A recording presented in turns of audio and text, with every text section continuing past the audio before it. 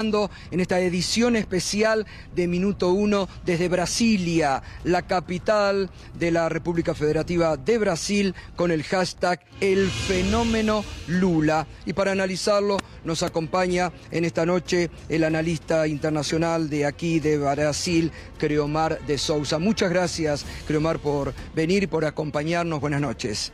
Buenas noches, es un placer estar aquí hablando con C5N y la audiencia en Buenos Aires. Bueno, Creomar, a ver, ¿cuál es el análisis que realiza de estas elecciones de ayer, de esta vuelta de Lula después de toda la persecución que sufrió, incluso la cárcel, ¿no? Creo que este es un momento muy especial para la democracia de Brasil. De un lado, nosotros tenemos la posibilidad de que efectivamente Lula es aún una persona con muchísima fuerza desde el punto de vista político y electoral, y esto se ha manifestado básicamente con su capacidad de, por la primera vez en historia de Brasil, vencer a un presidente que en búsqueda de una reelección en la primera vuelta.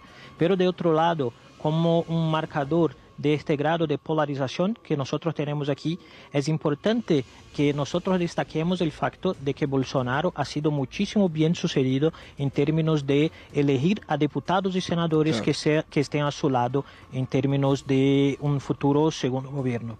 Es decir, que el Congreso va a ser un Congreso, por más que gane Lula, prácticamente a favor de Bolsonaro.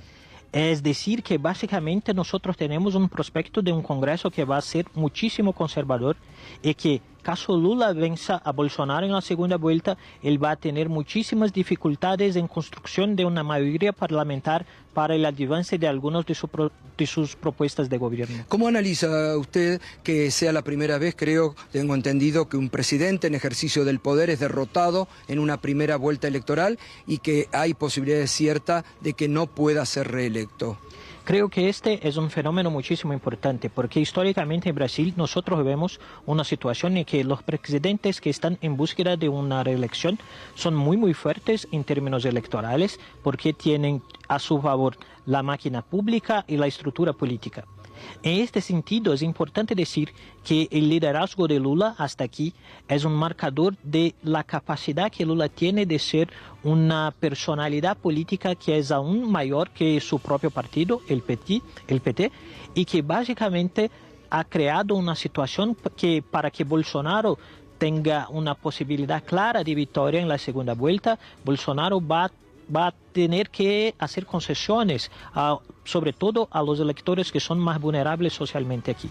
De otro lado, a Lula, para la mantenencia de estos 6 millones de votos que tiene en términos de ventaja en relación a Bolsonaro, es importante que él tenga la capacidad de establecer y construir puentes con la centro-derecha y con otros agrupamientos políticos que ahora no están más directamente involucrados en la corrida electoral.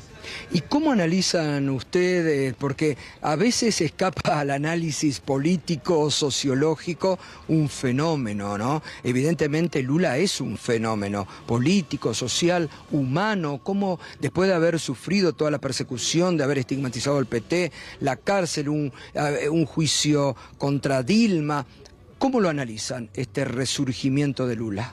Creo que esta es una característica de las más impactantes de Lula como una personalidad política. Básicamente es decir que si fuese una especie de obra teatrológica, esto sería el cuarto acto de la vida de una persona, de una personalidad. Y básicamente nosotros tenemos que esperar para saber si el 30 de octubre va a ser un momento de un triunfo final o si nosotros vamos a ver un triunfo de su principal rival. En determinado sentido, es decir, que Lula intenta se reinventar como una especie de un héroe de la política nacional y su principal antagonista, de otro lado, también intenta involucrar esta serie de pasiones que han transformado la política y la elección en Brasil en un proceso muchísimo polarizado. ¿Usted cree, porque digo, las etapas son difíciles también, me interesó esto que dices del resurgimiento, el reinventarse de Lula, un político que no se ha quedado en el pasado, en el recuerdo, que daría la impresión se ha adaptado también a este mundo difícil del 2022 y de otro Brasil diferente, ¿no?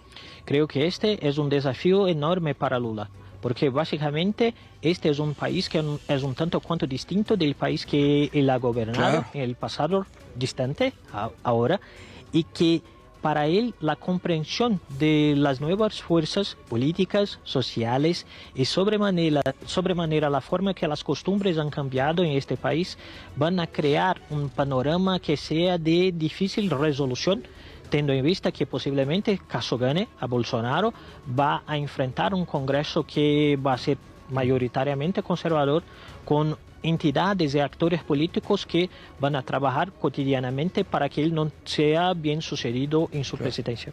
Creomar, muchas gracias, muy interesante su análisis, muy amable. Muchas gracias, fue un enorme placer. Muchísimas gracias. Creomar de Sousa, uno de los analistas políticos internacionales más importantes aquí de Brasilia, que nos ha estado acompañando en el análisis en esta edición especial de Minuto 1 aquí desde Brasilia.